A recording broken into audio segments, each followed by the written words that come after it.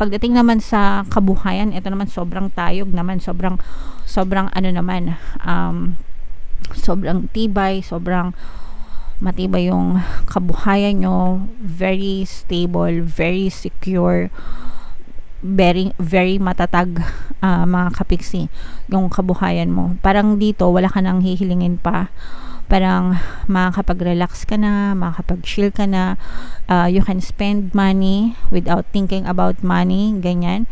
You have more than enough.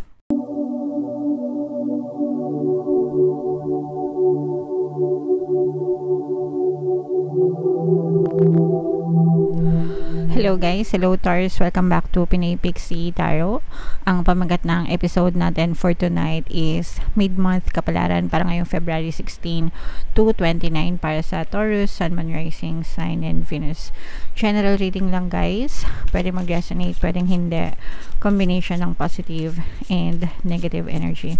Unahin natin tong deck na to guys, tingnan natin yung mga mensahe sa inyo ng inyong mga gabay ngayong February 16 to 29. Meron tayong dreams, meron tayong underworld, and meron din tayong decay, mga kapigsi. So ito guys, wait lang, ayusin lang natin bumabagsak kasi yung ating cellphone. Alright, so eto mga kapiksi, sobrang ganda nito, mga mensahe sa inyo guys. So we have dreams, ito yung mga pangarap.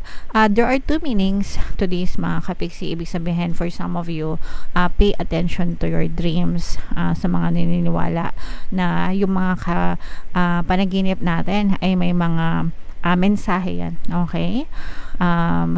May mga mensahe yan, so pay attention to your dreams mga kapigsi. And if you are a vivid dreamer, no, kagaya ko, vivid dreamer ako, as in kapag nagigising ako, lahat ng napapanaginipan ko, even yung mga small details na tatandaan ko, ganun ako managinip.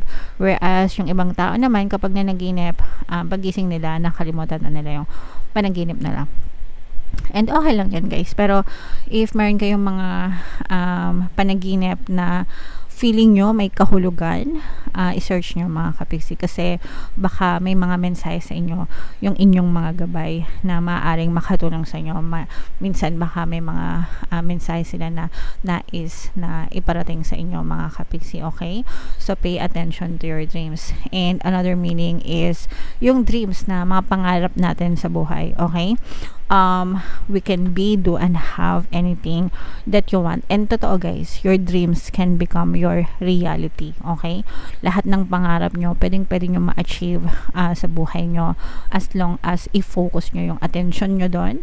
Depende sa determinasyon nyo, sa disiplina nyo, sa focus ng inyong attention, guys, yun yung mga sikreto na magdadala sa inyo sa tagumpay para maabot nyo yung mga pangarap nyo sa buhay. Kung kaya ng iba, yun yung guys, yun yung motivation ko na gusto ko ring i-share sa inyo. Lahat tayo pantay-pantay, so palagi nyo lang sasabihin, kung kaya ng iba, kaya ko rin, okay? Kung nagawa ng iba, magagawa ko rin. So don't put yourself down, wag nyong ibaba yung sarili nyo, instead i-lift nyo yung sarili nyo, no? Convince yourself guys na kayang-kaya nyo. Again, kung nagawa ng iba, kayang-kaya nyo rin magawa. Alright? And underworld, ito yung pagsubok, mga kapiksi, na yung iba sa inyo maaring nasa dilim kayo, no? Nasa dilim, underworld, di ba? Pag nasa underworld, madilim. So yun yung nagre-represent ng mga challenges, no? Kapag ka tayo problemado, marami tayong pagsubok, para tayo naglalakad sa dilim, hindi tayo makakita ng liwanag, parang walang katapusan, no? Pero it's just a phase in your life na kailangan mong pagdaanan. And di ba, sa dilim kayo nagiging matapang kapag ka nasasanay na kayo, di ba? Kumbaga dati takot na takot kayo sa dilim, takot na takot kayo na walang liwanag, di ba? Pero pag matagal na kayong nandun, nasasanay na kayo, and nagagamit nyo yung ibang senses nyo, di ba, para makapag-survive. And then pagdating nyo sa liwanag, wala na, kayang-kaya nyo na lahat mga kapiksi, kasi nasanay na kayo sa dilim. So napakadali na lang para sa inyo kapag nasa liwanag na kayo, okay? So malalampasan nyo rin dyan guys, just keep on going, and malalampasan nyo rin yan. Alright? And ito guys, decay, no? Ibig sabihin nito guys, nag-e-end yung mga life cycle or may mga cycle sa buhay natin na nag-e-end and kailangan magsimula ng panibagong cycle. So ito, mag-e-end din ito, no? Itong cycle mo na puro problema, puro kadiliman, it's going to come to an end din, mga kapiksi. And malay nyo, sa dulo nito, nandun pala yung mga pangarap nyo, nandun pala yung start na maabot nyo yung mga pangarap nyo. So hindi nyo to maa-achieve kung dito pa lang nag-give up na kayo, 'di ba? That's why it's very important na mag-persist, guys, no? And yan yung palagi kong pinamumukasan nyo. Kailangan nyo mag-persist kung gusto nyo makakita ng resulta.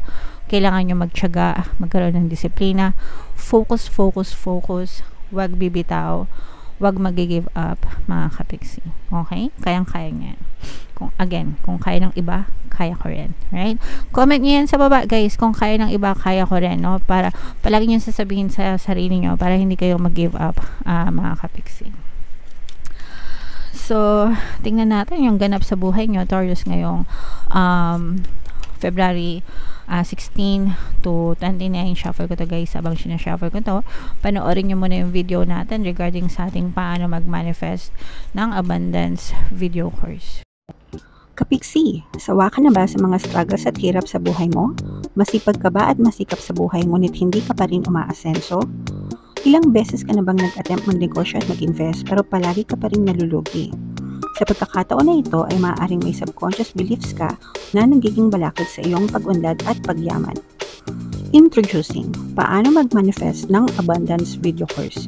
Dito ay matututunan mong ma-overcome ang mga balakid mo para tuluyan ka ng umunlad, umasenso, sumagana, maging matagumpay, successful at maswerte sa iyong kabuhayan, pera, trabaho, negosyo, salapi at kaperahan ng bonggang-bongga.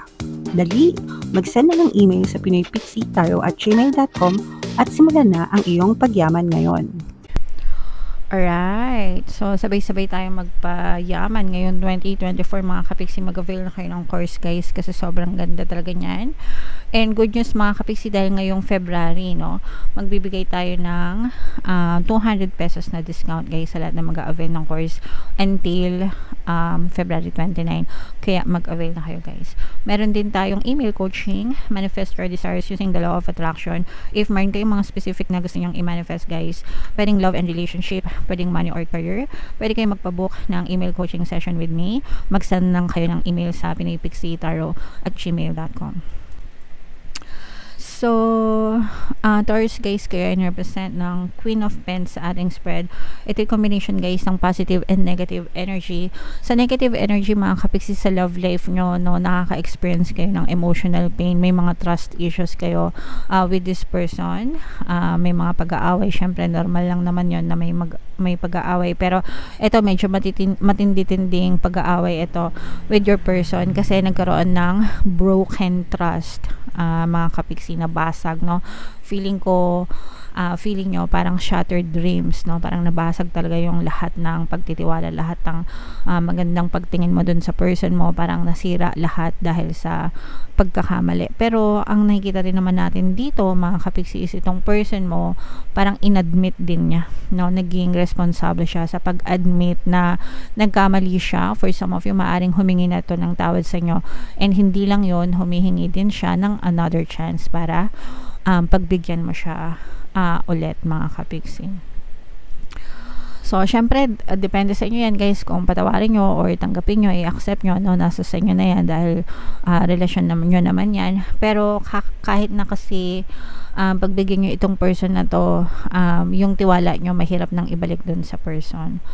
So, yun yung parang nag-hold back sa'yo para pagbigyan itong person na to, mga kapiksi. So, kung i-forgive nyo to, guys, let's say for example, bibigyan mo siya ng chance, nakapag-decide ka na bigyan nyo siya ng chance, kailangan nyo siyang patawarin at kalimutan yung past. Kasi kung hindi nyo yun ginawa, let's say for example, bigyan mo lang siya ng chance ngayon pero may duda ka pa rin sa kanya, chances are in the future mag-reflect ulit sa inyo yun, no? Kasi yung duda nyo nandun lang and it keeps on floating lang na active pa rin siya sa inyong brain cells Therefore, pwede pa rin siyang ma-push out sa inyong reality.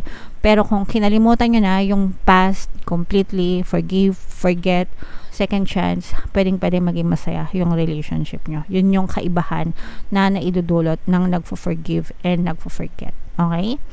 Alright. So, again guys, depende yan sa inyo. Kayo yung masusunod. Buhay nyo yan, love life nyo yan. So, kung ano sa tingin nyo makabuti sa inyo, bala kayo. Alright? Pagdating naman sa kabuhayan, ito naman sobrang tayog naman, sobrang ano naman, sobrang tibay, sobrang matibay yung kabuhayan nyo, very stable, very secure, very matatag, mga kapiksi, yung kabuhayan mo. Parang dito, wala ka nang hihilingin pa. Parang makakapag-relax ka na, makakapag-chill ka na, you can spend money without thinking about money, ganyan.